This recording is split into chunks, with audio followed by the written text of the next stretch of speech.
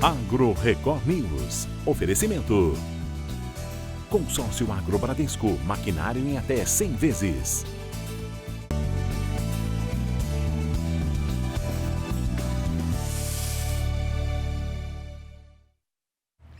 Oi, bom dia para você. O Agro Record News está no ar e hoje a gente começa falando da citricultura, que recebe cada vez mais inovações e tecnologias. Inclusive, o Brasil é o maior produtor mundial de laranja e boa parte do suco consumido no planeta sai do interior paulista.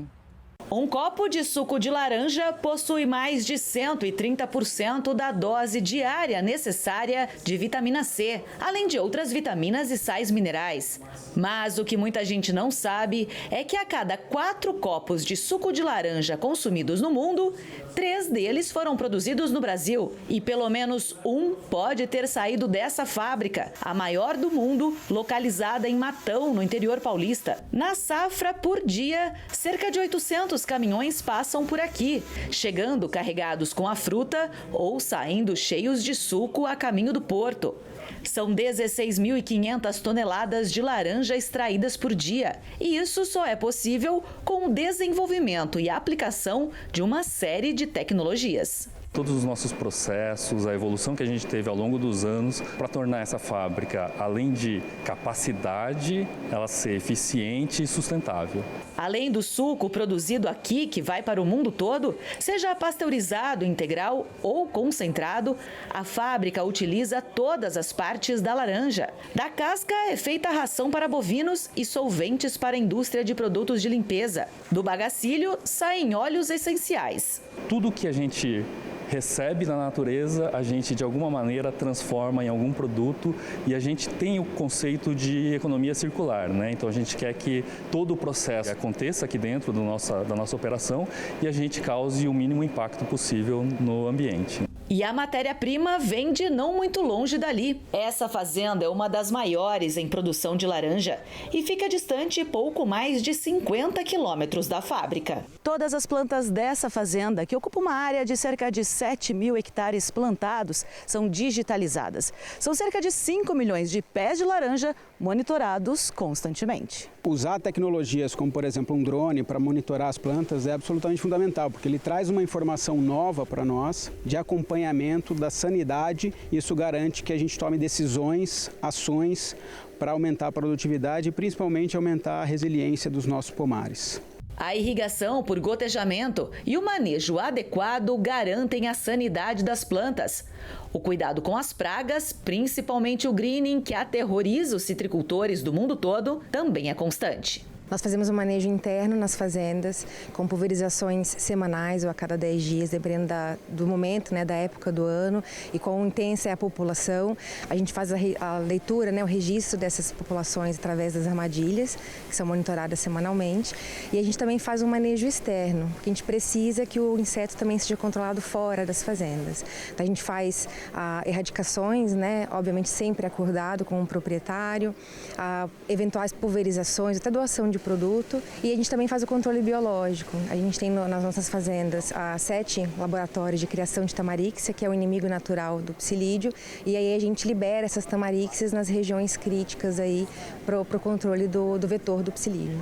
Para o CEO da empresa, a citricultura, principalmente no estado de São Paulo, que é hoje responsável por quase 80% da produção nacional, deve passar por mudanças. Eu acho que a citricultura brasileira vai passar por um momento de reorganização. Então, São Paulo ele vai sofrer esse impacto de clima, de greening, que deve ter uma pequena queda estrutural. Obviamente, cada safra é uma safra, não vai ter a volatilidade de safra, mas a gente já começa a ver outros estados, como, por exemplo, Minas Gerais, algumas primeiras análises no Mato Grosso do Sul, onde a citricultura pode se expandir. Então, eu ainda consigo ver crescimento de uma forma geral, talvez uma queda em São Paulo, mas um crescimento em outros estados, mais do que compensando essa queda de São Paulo. E os preços das laranjas subiram no decorrer de abril. Doenças seguem preocupando os citricultores. Depois dos recordes atingidos nos últimos meses, os preços da laranja pera in natura caíram em abril. Segundo pesquisadores do CPEA, a pressão veio da entrada de volume considerável das variedades precoces no mercado.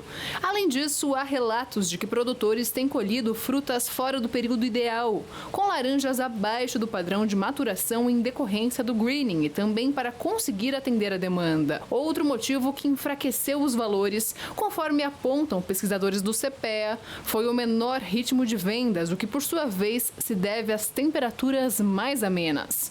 Com isso, entre os dias 15 e 19 de abril, a pera foi comercializada à média de R$ 92,00 a caixa de 40 quilos, desvalorização de 3% frente ao cobrado uma semana antes. Quanto aos contratos para a nova temporada, levantamentos do CPEA mostram que as negociações voltaram a se aquecer nos últimos dias, com propostas atingindo R$ 70,00 por caixa colhida e posta na fábrica. E a banana, que é uma das frutas mais consumidas no Brasil, atingiu preço recorde em várias capitais. Encher o carrinho com as frutas está mais difícil. As chuvas na Bahia e no Espírito Santo prejudicaram a produção de mamão, que está 37% mais caro. Já o calor e estiagem no Rio Grande do Sul comprometeram as plantações de melancia, o que resultou no aumento de 15%. Aquela expressão popular, paguei preço de banana, para indicar algo muito barato, agora não faz sentido. Neste sacolão, por exemplo, o quilo da banana prata custa R$ 13,99. Com menos frutas disponíveis e a alta demanda, vale a lógica do mercado e o preço vai lá para cima. O Brasil é o quarto maior produtor de banana do mundo. Só fica atrás da Índia, China e Indonésia. Um mercado que movimenta quase 14 bilhões de reais por ano. Parte da produção é destinada ao mercado externo. Em 2023, o país exportou 83 mil toneladas. Segundo a Companhia Nacional de Abastecimento, nessa época do ano, o preço da banana sobe por causa da entre-safra. Com o preço nas alturas, a Jaqueline vai voltar para casa sem a fruta preferida. Não tem como levar, tá super caro. É uma fruta que, assim, é primordial na minha casa, porém, pelo valor, sem chance. As cotações da batata subiram aqui no mercado interno. Veja agora o motivo. Entre os dias 8 e 12 de abril, as cotações médias da batata ficaram em R$ 105,00 a saca de 25 quilos no atacado de São Paulo, pequeno aumento de 4% em relação à semana anterior. No Rio de Janeiro, o preço foi de R$ 97,00, acréscimo de 11%. E em Belo Horizonte, Minas Gerais, a batata foi comercializada R$ 92,00. 10% superior. A alta está relacionada às chuvas ocorridas no início da semana em importantes regiões produtoras, como Guarapuava, no Paraná, e Água Doce, em Santa Catarina, que não conseguiram colher. No entanto, ao longo da semana, as chuvas nessas regiões deram uma trégua, liberando a colheita e normalizando a oferta. Assim, as cotações foram recuando ao longo do período, mas, na média, foram maiores que na semana anterior. Informações do Hortifruti CPEA mostram que agentes do setor continuam comentando a respeito de problemas nas qualidades das batatas oriundas de Minas Gerais. A oferta nacional de cebola segue abaixo do esperado para essa época do ano. Por isso, o Brasil mantém a importação da Argentina. Os estoques de cebola sulistas, que já eram limitados, estão se reduzindo e devem se encerrar até o final deste mês. As praças de Ituporanga e Lebon Regis, cidades catarinenses que são comumente responsáveis por abastecer o país nesse período do ano, estão com volume remanescente abaixo dos 2%. Em decorrência da restrição da oferta nacional, as importações, principalmente da Argentina, estão sendo fundamentais para suprir a demanda nacional. Esse cenário deve gradualmente se normalizar com a oferta dos bulbos produzidos em outras regiões, como o Cerrado e o Nordeste. Porém, vale ressaltar que nas últimas semanas, ambas as localidades foram atingidas por um alto volume de chuvas. Tal fator ocasiona não só dificuldades no manejo, mas também um atraso no cronograma de plantio e de colheita. Em Irecê, Bahia e no Vale do São Francisco, o panorama de chuvas tem sido similar, prejudicando as lavouras com ocorrências de fungos e a intensificação da colheita. Assim, a oferta que já estava restrita deve continuar reduzida até uma melhora climática. O IBGE elevou em mais de 5% a projeção para a safra de café em 2024. Ela deve ultrapassar 60 milhões de sacas. A produção total de café do Brasil em 2024 foi estimada em 60 milhões e 200 mil sacas de 60 quilos, alta de 5,6% em relação a 2023, segundo o último levantamento do IBGE. O IBGE indicou ainda que houve um aumento de 1,4% em relação à previsão do mês anterior. A produtividade média da safra que está começando a ser colhida no Brasil deverá aumentar 4,2% na comparação com o ciclo de 2023. Para o Instituto, a produção de café arábica foi estimada em 41 milhões e 200 mil sacas de 60 quilos, aumento de 4,5% na comparação com o ano passado. Embora nos últimos anos problemas climáticos tenham colaborado para a inversão da bienalidade em algumas lavouras, o IBGE aponta que, de maneira geral, vai ser um ano de produtividade positiva do ciclo do arábica. Para o café canéfora, a estimativa da produção está em 18 milhões e 900 mil sacas de 60 quilos, aumento de 8,1% em relação a 2023, resultado dos crescimentos de 6,2% no rendimento médio e de 1,8% na área colhida. De acordo com o CPEA, alguns produtores de Rondônia já começaram a colheita da safra de robusta e no Espírito Santo as atividades devem começar até a próxima semana para o Conilon. O CPEA apontou que para o arábica a colheita deve começar em meados de maio, embora a Fundação Procafé aponte antecipação na colheita em Minas Gerais. De maneira geral, todas as regiões houve essa antecipação, vai haver essa antecipação na colheita, né? A maturação chegou mais cedo. Na região mais alta do sul de Minas, como aqui em Varginha, região um pouco mais alta, demora um pouquinho mais. A região da Bacia de Furnas, como a região mais baixa, um pouco mais quente, já tem cafeicultores iniciando a colheita. As matas de Minas, a mesma situação, as regiões mais baixas daquela região, abaixo de 600 metros de altitude, por exemplo, muitos cafeicultores também já iniciaram a colheita por conta de ser um pouco mais quente e antecipa ainda mais a maturação. Normalmente a gente começava ali meados de maio, iniciar uma colheita mecanizada. Esse ano aí talvez a gente deve antecipar isso uns 15 a 20 dias, talvez em algum lugar até um mês, antecipar essa colheita. O que a gente não via em anos anteriores. A gente esperava mesmo ali meados de maio, tem alguns locais até início de junho para antecipar essa colheita aí. E o brasileiro Jonathan de Almeida é campeão mundial de prova de café. É a primeira vez que o Brasil conquistou a categoria.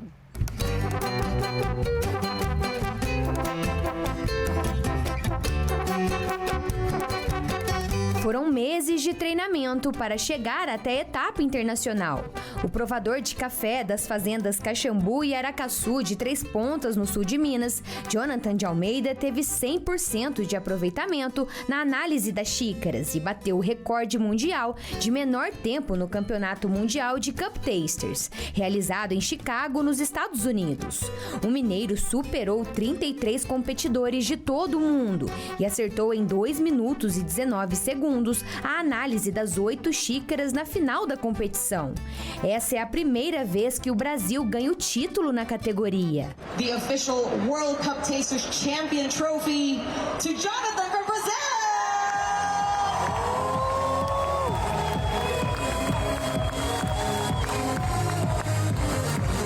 O Campeonato Brasileiro Cup Tasters é uma competição realizada como ação do Brasil The Coffee Nation, feita pela Associação Brasileira de Cafés Especiais e pela Agência Brasileira de Promoção de Exportações e Investimentos, a Apex Brasil. A comercialização de uva tem oscilado bastante aqui no mercado interno. O problema é que a oferta não tem acompanhado a demanda. A baixa oferta tem ajudado a manter os preços de comercialização das uvas finas em Marialva, no Paraná, em alta. Segundo informações do Hortifruti CPEA, apesar do início da safrinha, os produtores têm tido dificuldade em atender aos pedidos por conta do baixo volume disponível, não só na região paranaense, mas também no Vale do São Francisco, região nordeste do país, o que tem mantido as cotações em alta. Além disso, o clima permanece estável, permitindo bom desenvolvimento e boa qualidade. Entre os dias 8 e 12 de abril, a Itália foi vendida a R$ 7,60 o quilo, leve queda de 2,6% em relação à semana anterior. Ainda segundo relatado por colaboradores do Hortifruti CPEA, a oferta deve ter aumento no final do mês, período de pico previsto para a colheita local. E as mudanças climáticas preocupam o mundo todo, tanto que na África do Sul os produtores estão repensando a plantação dos vinhedos, visando diminuir o impacto das altas temperaturas e da seca. Nessa vinícola sul-africana, videiras secas e desenraizadas são empilhadas em um trecho montanhoso. Grande parte da vinha começou a ser replantada para melhor lidar com alterações climáticas, que deverão trazer chuvas mais raras, mas mais violentas a este canto do mundo amante do vinho. Da Austrália à Califórnia, França, Espanha e Itália, os produtores das regiões vitivinícolas de todo o mundo enfrentam uma corrida para se adaptarem às alterações climáticas que afetam as uvas. Nesta fazenda sul-africana, as novas videiras estão sendo dispostas de acordo com a paisagem montanhosa. Drenos para coletar a água da chuva correm entre cada parcela da plantação, convergindo para um reservatório que vai fornecer a água durante os períodos de seca. Arbustos nativos também foram plantados em toda a propriedade para aumentar a biodiversidade, trazendo de volta insetos e outros animais, numa tentativa de tornar o solo mais saudável. Os pinheiros que costumavam ficar nas margens dos vinhedos foram arrancados porque consumiam muita água. O fertilizante natural é fornecido por dezenas de vacas que vivem na propriedade. As novas videiras devem dar frutos em até 3 ou 4 anos. As previsões climáticas apontam para um aumento de até 3 graus até o final do século. Autoridades também prevêem uma redução de até 30% nas chuvas até 2050, que serão distribuídas de forma menos uniforme ao longo do ano e cairão como chuvas torrenciais, causando inundações. A turística cidade do Cabo, a menos de 1 hora de carro de distância da fazenda, já sofre com a escassez regular de água. Mais uma razão para planejar a autossuficiência, agora sem a necessidade de irrigação. Cientistas têm usado a inteligência artificial para agilizar os processos de pesquisa. E tem estudos avançados para combater a ferrugem do trigo e até mesmo a podridão do morango. Neste laboratório em Lyon, na França, a inteligência artificial revolucionou o trabalho dos cientistas em busca dos pesticidas do futuro. O chefe de pesquisa para a proteção de cultivos diz que 80% do que é feito agora não existia há 5 anos. Contra a ferrugem do trigo ou a podridão do morango, essa multinacional que trabalha com pesticidas investiu na investigação de soluções biológicas, mas, sobretudo, confiou na inteligência artificial para desenvolver uma nova geração de moléculas sintéticas. O objetivo foi encontrar pesticidas menos tóxicos e mais eficazes para apoiar os agricultores na transição agroecológica. Uma questão ambiental, mas também econômica, já que a Europa quer reduzir massivamente a utilização de pesticidas até 2030.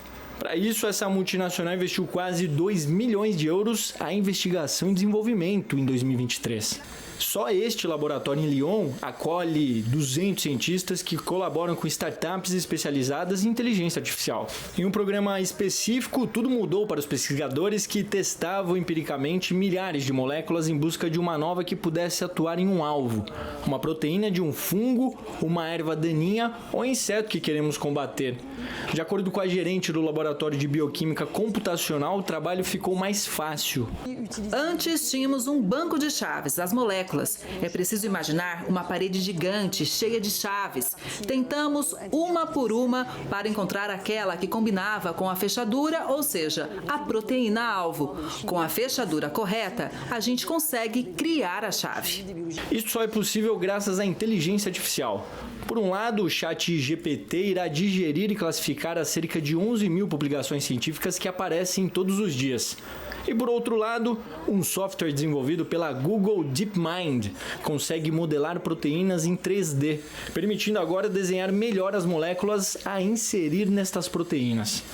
A proteína-alvo passa a ser o ponto de partida para pesquisas que começam no mundo virtual. O químico aumentado será capaz de criar praticamente uma infinidade de moléculas virtuais, segundo os pesquisadores. A partir do desenho das moléculas, vários parâmetros são levados em consideração simultaneamente, como alvo a toxicologia, custos de produção, propriedades do solo e por aí vai. A inteligência artificial gera moléculas. Essas chaves virtuais serão finalmente sintetizadas e enviadas para a biologia, onde encontram bancadas, tubos de ensaio e misturadores. E uma pesquisadora encontrou uma alternativa para a produção de fertilizantes no Chile. Por incrível que pareça, ela usa como matéria-prima a urina humana. Algumas vezes por ano, auxiliares desta cientista chilena fazem um pedido incomum a amigos e familiares: doem urina. Isso mesmo, um líquido importante para resgatar o fósforo, um mineral raro e essencial para criar fertilizantes. Há algum tempo, o uso do fósforo, tradicionalmente obtido de depósitos minerais, tornou-se popular para aumentar o rendimento das culturas. A sua produção global está concentrada em alguns países, como Marrocos, China, Estados Unidos e Rússia. Mas as reservas mundiais estão diminuindo e a guerra na Ucrânia disparou o valor dos fertilizantes e dos seus componentes, incluindo o fósforo, cuja tonelada passou de $276 em 2021 para $938 no ano seguinte, segundo a Organização das Nações Unidas para a Agricultura e Alimentação. Diante desse cenário, essa pesquisadora trabalha em uma alternativa simples para extrair fósforo da urina, prática que já é realizada em diversos países do mundo.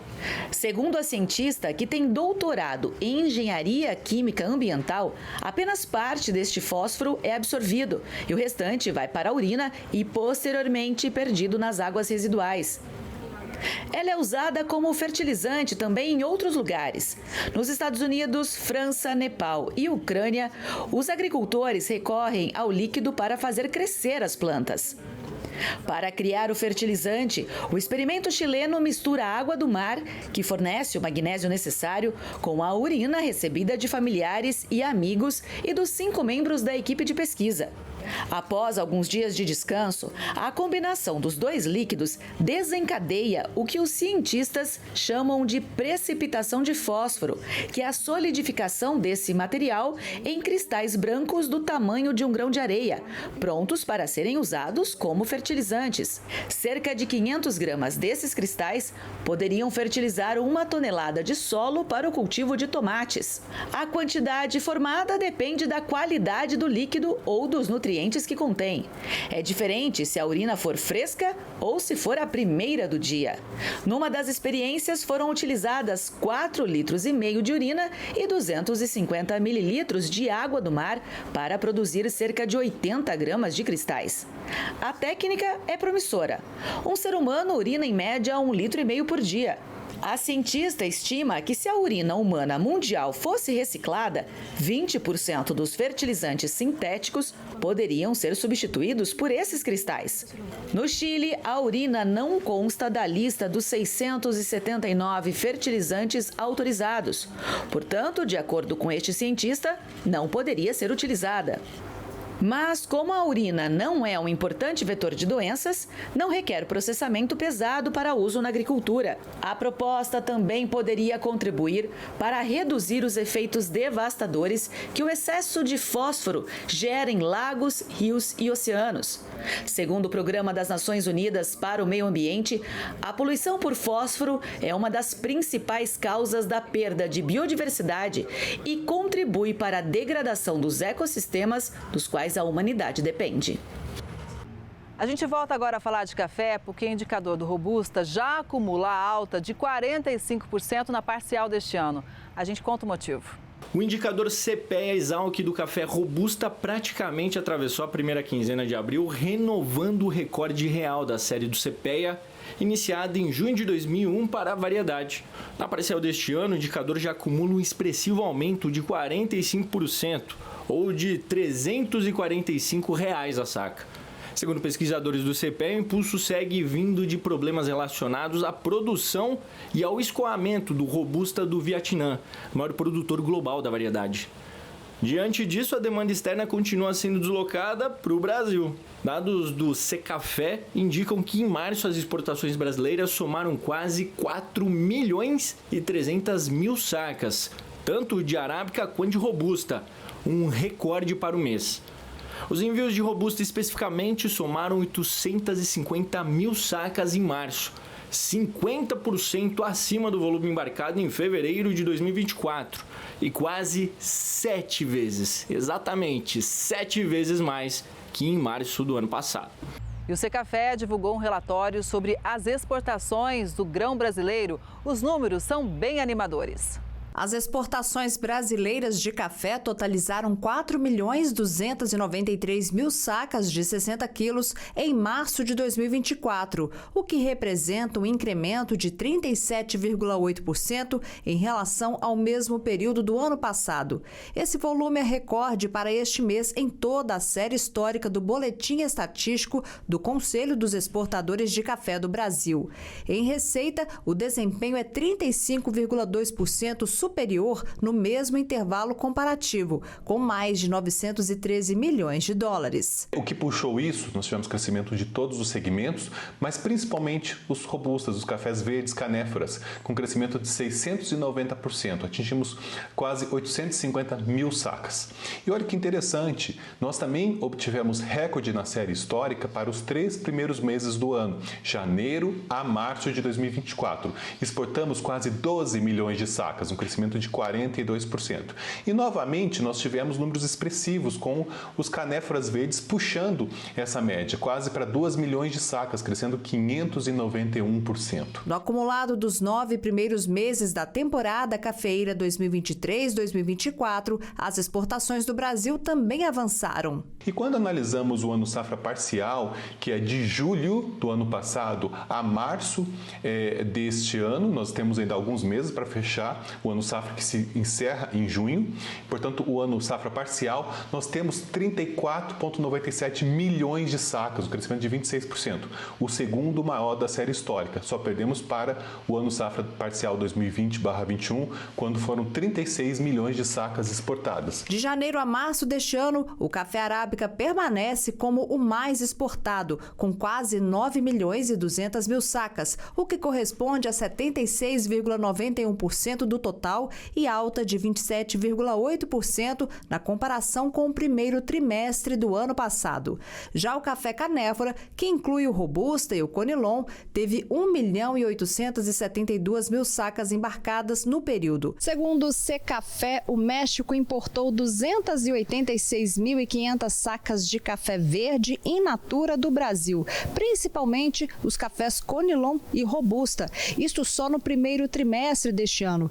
Este volume representa um aumento expressivo de 1.000% se comparado ao mesmo período do ano passado. Ainda segundo informações do Secafé, os mexicanos produzem e consomem muito café solúvel e os cafés robusta e conilon são a base para a fabricação deste tipo de produto. Os cafés que possuem qualidade superior ou certificados de práticas sustentáveis respondem por 18% das exportações totais brasileiras do produto no primeiro trimestre de 2024, com a remessa de mais de 2.150.000 sacas ao exterior. Este volume representa aumento de 29,6% se comparado aos 3 primeiros meses de 2023. E importante também mencionar os cafés diferenciados. Exportamos 2,16 milhões de sacas, o que representou 20% de todas as exportações gerais do Brasil. No ranking dos principais destinos dos cafés diferenciados,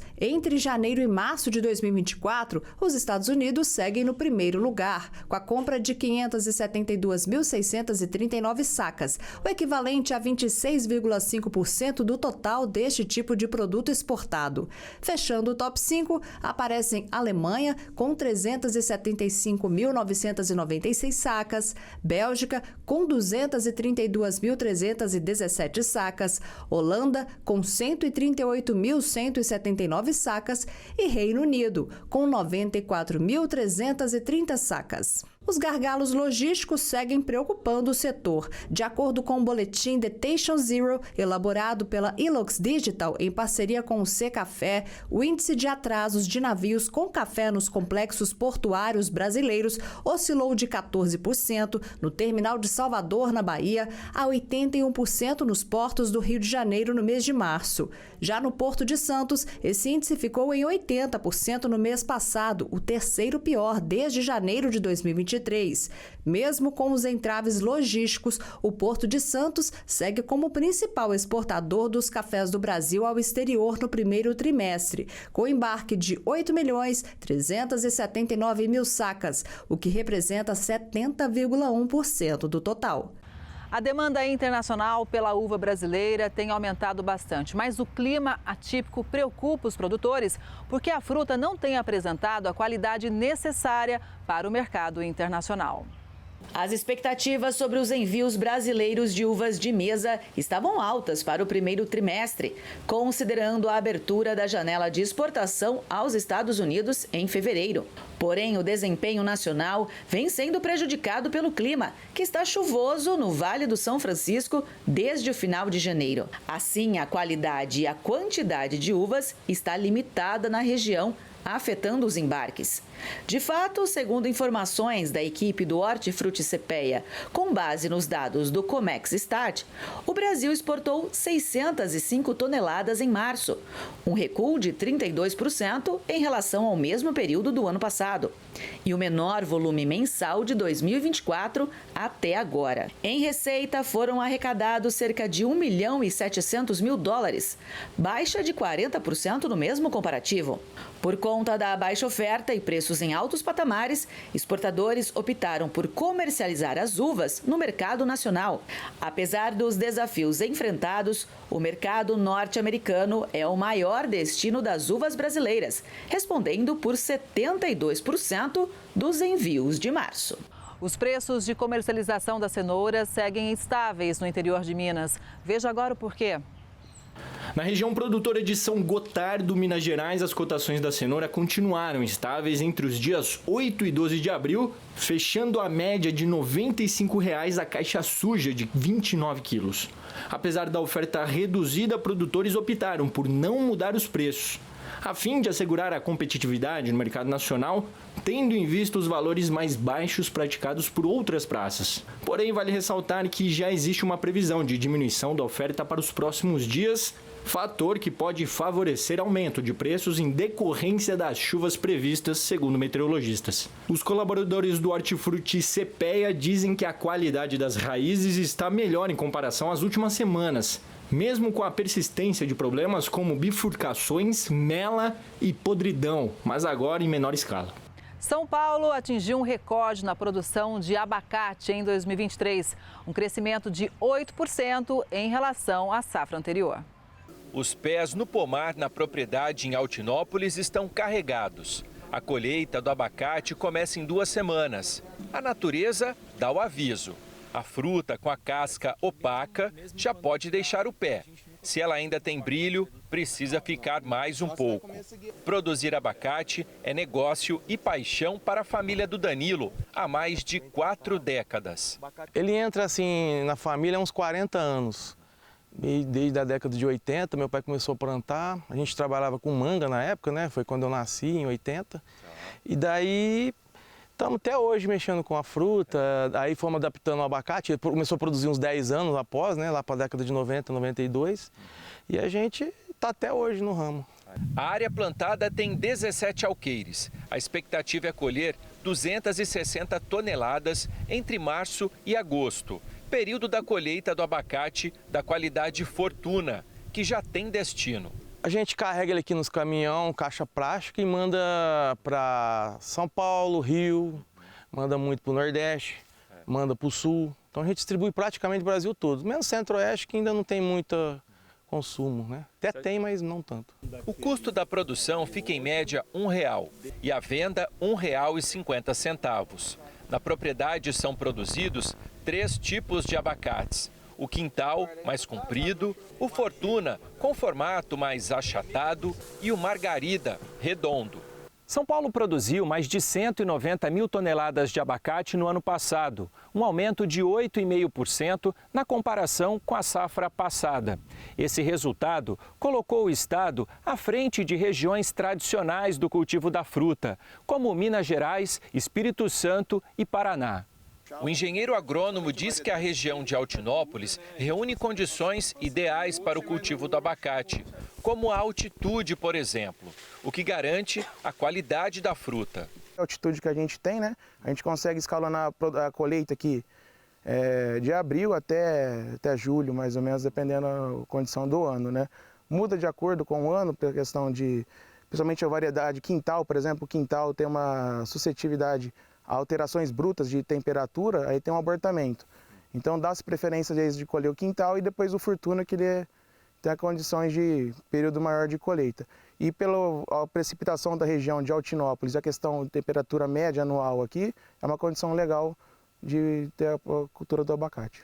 Mas é preciso estar atento ao pomar, que pode ser alvo de doenças. Em alguns casos, apesar da mudança estética, a polpa da fruta não é prejudicada.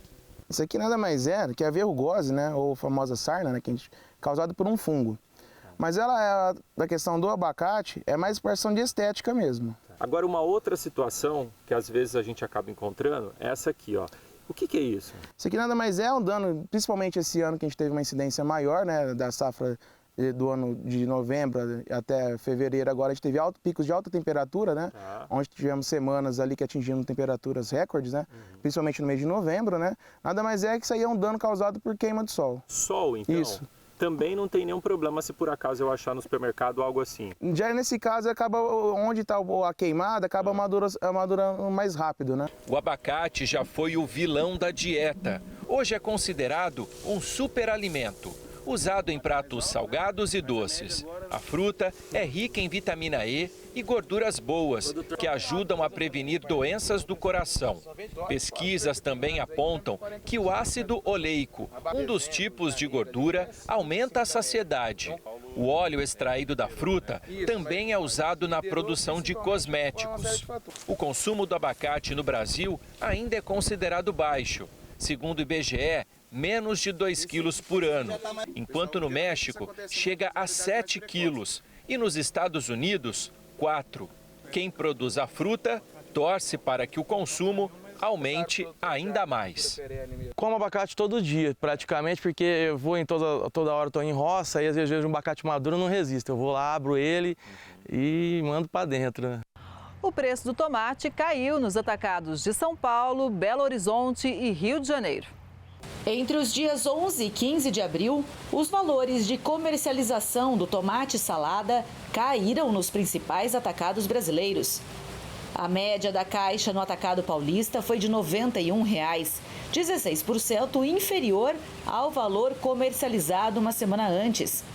Em Belo Horizonte, Minas Gerais, a caixa foi vendida a R$ 88, queda de 27%. Nos atacados do Rio de Janeiro e de Campinas, em São Paulo, houve quedas de 33% e 20%, respectivamente. A caixa na Central Carioca foi comercializada por R$ 93 e na de Campinas a R$ 106. A razão da queda é o aumento de lavouras colhidas conforme a safra de inverno ganha força.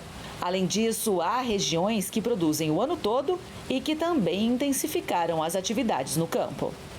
Os preços das alfaces continuam em alta e o motivo é o clima. O Cinturão Verde Paulista tem registrado há algumas semanas preços da alface acima do normal para o período.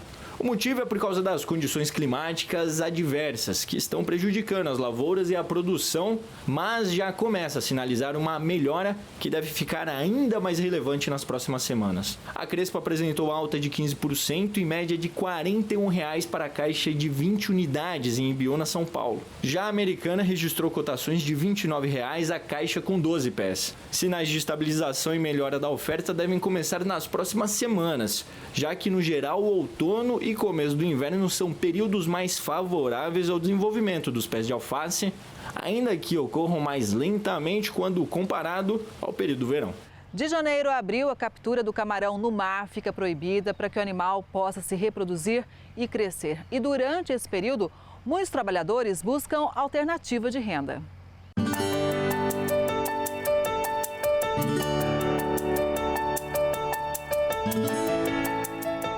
No cais do mercado de peixes, o trabalho não para. Mas as embarcações não trazem mais o camarão.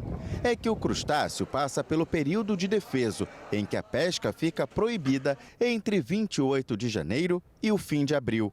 Durante esses 3 meses, as espécies sete-barbas, rosa, barba-russa e santana, que são as mais comuns no litoral de Macaé, no norte do Rio, se reproduzem e crescem. A medida visa evitar a escassez do animal marinho. É um período muito especial, é você preservar as espécies, porque isso aí é fartura futuramente, porque o camarão vem fazer a desova, né? Então a pesca estando proibida, esse camarão ele cresce, ele fica grande e a quantidade de camarão aumenta muito. E quando a pesca abre, no período agora do mês de abril, aí a quantidade de camarão aumenta bastante. Mas quem depende exclusivamente da pesca do crustáceo enfrenta um dos momentos mais difíceis. Segundo o presidente da colônia de pescadores, a renda dos trabalhadores cai pela metade. Ele conta ainda que nem todos estão regularizados e aptos a receber o auxílio pago pelo governo federal no valor de um salário mínimo por mês. Muitos migram de atividades ou até mesmo de profissão para sobreviver. Muitos pescadores trocam seus materiais. Uns colocam para rede de malha, outros colocam anzol, né, que é pargueira para pescar pargo, outros vão para pescaria de dourado, outro aproveita esse período também para fazer uma reforma no seu barco. Outros já que não tem a condições de trocar, não pode comprar um material para trocar da pescaria, então um faz até uma atividade de pedreiro, outro de ajudante, então para poder complementar a renda nesse período. Em Macaé, cerca de 500 pessoas entre pescadores e descascadeiras são impactadas pelo período do defeso.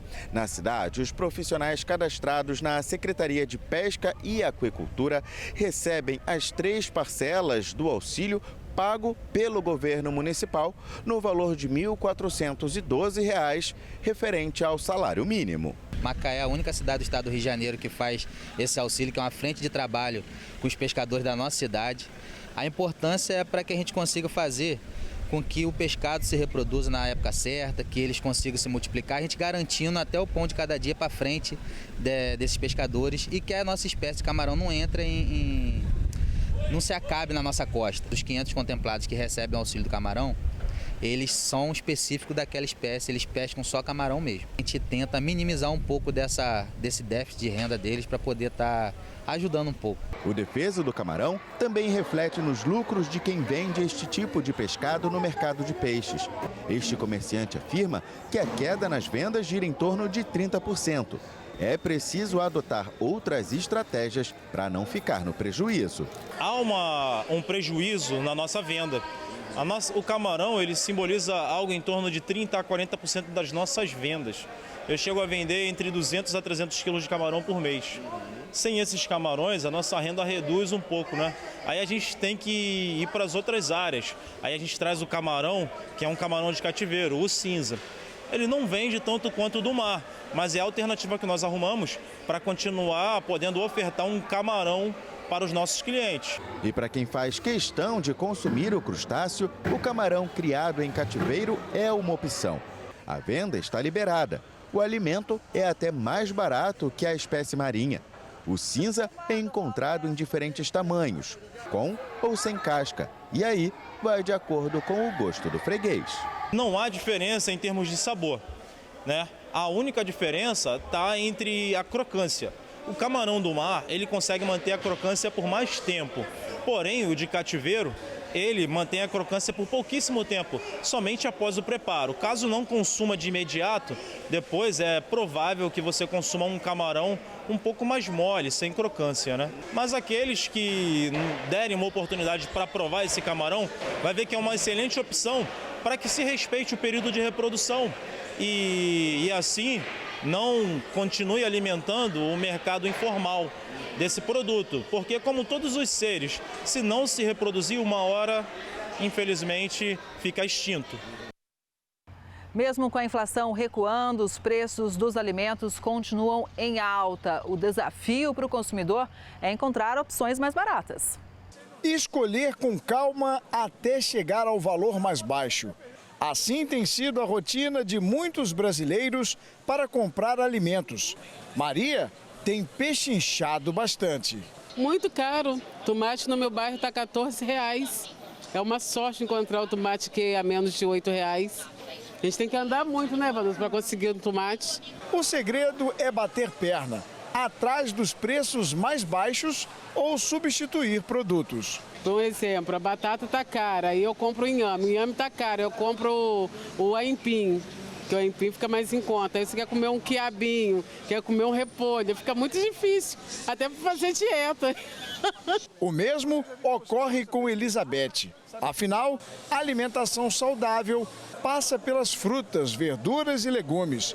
Equilibrar isso juntamente aos valores não tem sido fácil. Agora esse período teve um aumento, né?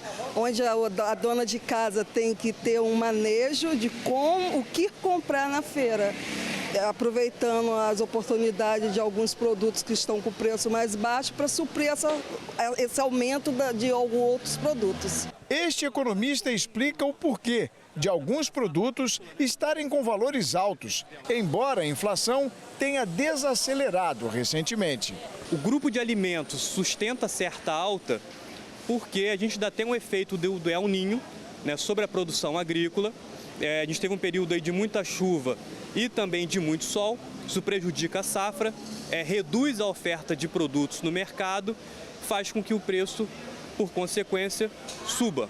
Então esse é o principal motivo da gente ainda observar no grupo de alimentos uma certa alta dos preços, embora seja menor do que nos meses anteriores. Enquanto isso, os consumidores seguem a missão de buscar alimentos mais em conta. Eu como couve, alface, brócolis, está mais barato. Procuro onde está mais barato, mas com qualidade. E agora, para comer uma verdura, tem que orar muito e procurar preço. Segundo o Índice Nacional de Preços ao Consumidor, o IPCA, alguns alimentos tiveram alta, como cebola, 14,34%, tomate, com 9,85%, ovo de galinha, com 4,59%, e frutas, com 3,75%. Expectativa para os próximos meses.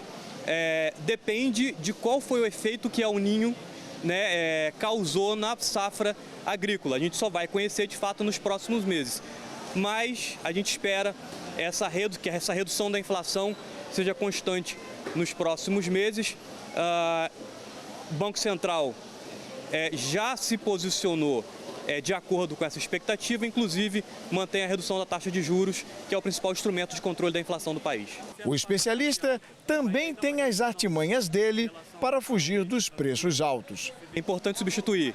Essa substituição às vezes fica mais fácil quando se trata de alguma proteína. Você pode substituir o frango pela carne bovina, pelo ovo, pela carne suína. Quando se trata de produtos agrícolas, é importante buscar aqueles produtos que estão com uma oferta significativa no mercado, porque geralmente os preços estão mais baixos. Então, procurar aqueles produtos, como se diz popularmente, estão na época de produção.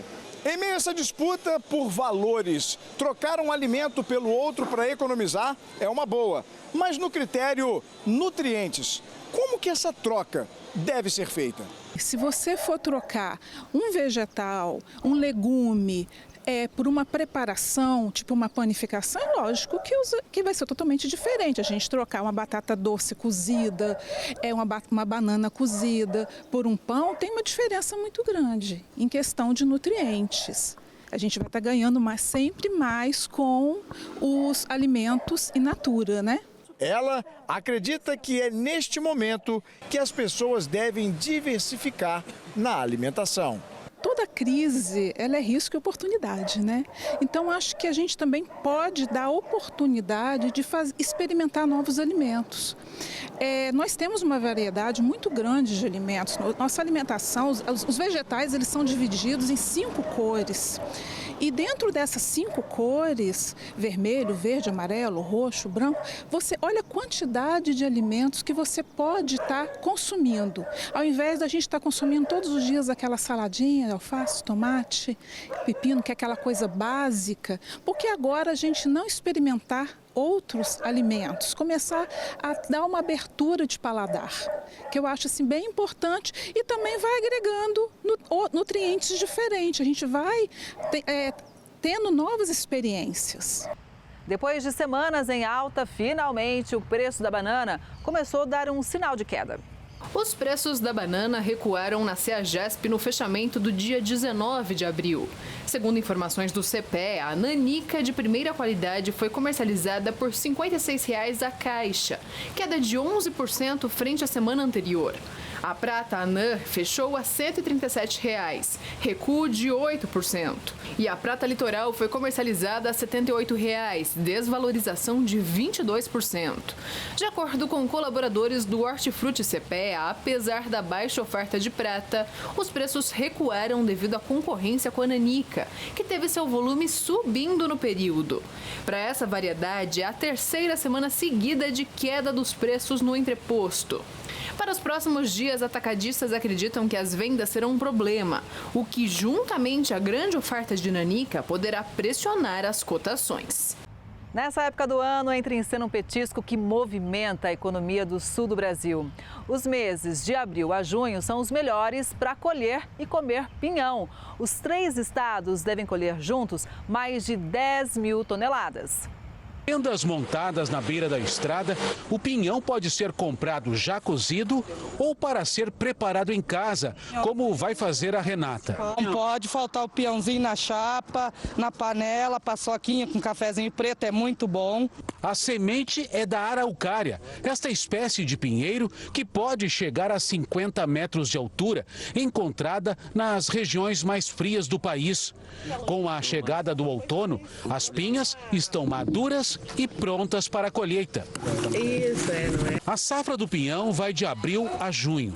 Paraná, Santa Catarina e Rio Grande do Sul, os maiores produtores do país, juntos devem colher mais de 10 mil toneladas do produto. A gente já vai identificando, né, a pinha que está pequenininha esse ano, que o ano que vem já vai estar madura. Então, o ciclo dela é longo, por isso que a gente consegue prever que para os próximos 2 anos a safra vai ser maior. A venda do pinhão representa renda extra para muita gente. Eu queria chegar mais ou menos uns 3 mil, 4 mil de quilo de pinhão vendendo, né? Temos bastante saída de pinhão aqui, né? Tá saindo bastante. A Serra Gaúcha é a maior produtora de pinhão do Rio Grande do Sul. A safra deste ano na região deve chegar a 400 toneladas. Aqui em São Francisco de Paula, são cerca de 100 famílias que vivem da colheita. Na propriedade do seu José e da dona Marley, árvores centenárias que foram nascendo e são preservadas ainda dão frutos. As sementes estão por todos os lados. A maioria dos pés nasce com a ajuda dos animais e do vento que espalham as sementes. A colheita é feita assim, manualmente. Cedo, 8 horas, 8 e pouquinho eu venho, daí volto para casa 11 horas da manhã. Juntando. Não cansa, hein? Manualmente, é um por um. Aham. Eu passo todos os pinheiros aí, juntando. Seu José, de 80 anos, aprendeu ainda criança a colher o pinhão e sabe da importância para quem vive na região. É o que mais ajuda nós no tempo da festa aqui e nós temos uma feirinha ali também, né? Rico em fibras, o consumo de pinhão pode trazer benefícios à saúde. Assado, em bolos ou em receitas elaboradas, como o entrevero. Prato típico da Serra Gaúcha que reúne carnes, temperos e, é claro, pinhão. E essa tradição culinária permaneceu e hoje as pessoas elas fazem o entreveiro nas suas casas, a paçoca de pinhão nas suas casas. O pinhão ele move não só essa cadeia, essa tradição culinária da nossa comunidade, como ele também é um incremento para o turismo. Muita gente deve estar com vontade agora de comer pinhão, né? O Agro Record News de hoje vai ficando por aqui. Muito obrigada pela sua audiência e, claro, eu espero você no próximo programa, combinado? Até lá!